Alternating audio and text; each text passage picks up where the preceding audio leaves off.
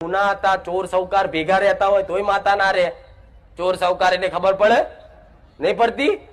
કેટલા પડે ચોર ને સૌકાર ની વાત?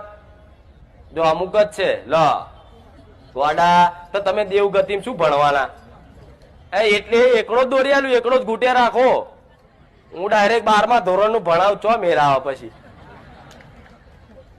ચોર ને સૌકાર એટલે એવું, એનું કારણ એવું હોય કે દરેક નું મોટું કુટુંબ હતું પેલા, અને કુટુંબ જુદું પડે એનું કારણ કંઈક નું કંઈક હોય છે.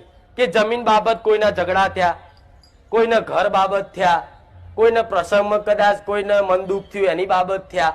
પણ એમ કરતા કરતા કરતા ધીરે ધીરે સમયગાળો જાય ને એમ બધા કુટુંબો જુદા પડતા જાય છે. આજ ભેગા થતા આજના સમયગાળામાં કુટુંબ ભેગું થાય ના થાય ને? તો કોઈ કારણોસર તમે જમીનની બાબતે કદાચ